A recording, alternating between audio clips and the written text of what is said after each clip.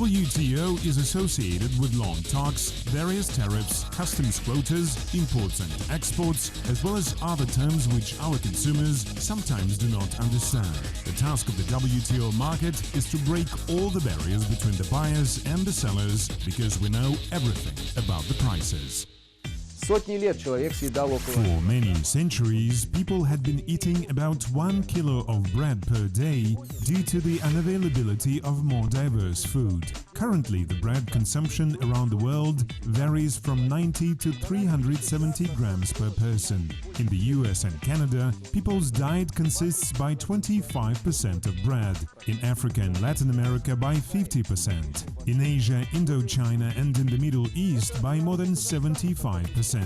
Will the supply scheme of Kazakhstani grain undergo any changes after the country's accession to the WTO, and what factors can help Kazakhstan to increase its sales? Today, we shall try to find it out in our program WTO Market.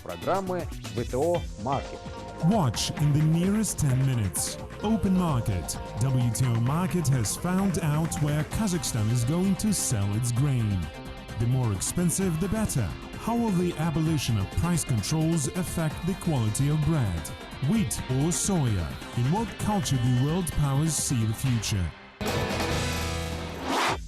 Analysts noticed that people of Kazakhstan started eating more bread, in particular flour products. Only in the first 2 months of 2016, the value bakery products output in Kazakhstan reached 25.5 billion tenge. This is 3 billion tenge more than in the last year. Kazakhstan was given a status of the Soviet Union's breadbasket far back in the 1960s, in the time of active land development. The country is still considered the top wheat producer in the region. In 2015, the gross output of grains in Kazakhstan reached almost 19 million tons, wheat 13.7 million tons, barley 2.7 million tons, in total 18.8 million tons. It is 1.5 million tons more than in 2014. The government is constantly in search of new markets. The most prospective ones are now considered China and Iran. During talks between Beijing and the Ministry of Agriculture of Kazakhstan, it was decided that China would raise the quotas for Kazakhstani grain by 500,000 tons per year. Later, this figure can be increased. The demand for flour produced in Kazakhstan also remains very high. Flour has been and remains one of the most exported products in Kazakhstan. In the export pattern of the food industry, flour accounts for about 49%. Kazakhstan exports its flour to Uzbekistan, Kyrgyzstan and Tajikistan. In total, 30 million people consume bread produced of Kazakhstani flour. After the fruitful talks on the level of the government and the Ministry of Agriculture, we plan to promote products of Kazakhstan food industry on markets of China, Iran and Afghanistan. These are new markets for products of our food industry. Currently, Kazakhstan exports 2 million tons of flour annually. It is equal to its domestic consumption. This proportion has been recognized as the world record. Our flour is in demand in all the countries of Southeast Asia. However, logistical problems make our products non-competitive. Nowadays, we are not going to expand our market. We shall only preserve the old ones. We also regard markets of China and Russia as prospective. At the same time, in spite of the accession to the WTO and entry to new markets, no significant changes are expected in flour and bakery trade between Kazakhstan and Europe. The European market is still closed for us, first of all due to logistical problems. Perhaps if we start to produce eco-flour, Europe would open its gates before us. Bread prices for average consumers in Kazakhstan will not change after the country's accession to the WTO. Firstly, because this branch does not depend on imports. Secondly, the state abolishes price controls on bread, which can seriously impact its price. Though 7 to 12 years ago, the price of bread depended on the price of flour by 45%. Nowadays, it depends on flour only by 10 to 15%. It also depends on the producer and production place. От места производства. То есть надо считать. Bread price increase will be insignificant and is unlikely to affect the wallets of Kazakhstani customers. Instead of that, bread makers who suffered serious losses due to price controls will finally get out of crisis.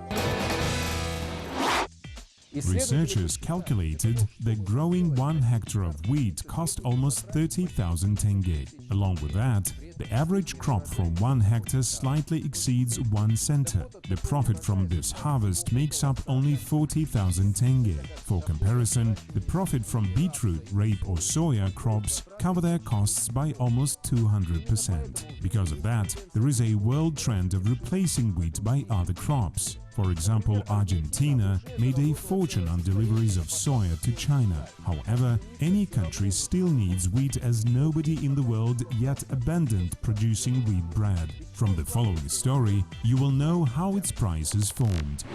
As an example, let's take a common sliced loaf. If it is of good quality, flour should form up to a half of its value. Another 5% are sugar, oil and yeast. 15% salaries of bakery workers, 5% salaries of bakers, 10% depreciation of equipment, 10% administrative expenses, 10% transport expenses, and 5% energy costs. It should be noted that markups of various retail outlets are not even taken into account. So how can we identify whether a product does not contain harmful ingredients? WTO Market Program has carried out its own experiment. We bought 2 types of bread, a baguette, a loaf and mixed grain bread. After that, we put them into a dry dark place for 5 days. The first sample, baguette, became as hard as a stone. It means that its production technology was accelerated at all phases. However, the quality test has been passed. The second sample became dry, and this is the way of spoiling of normal quality bread.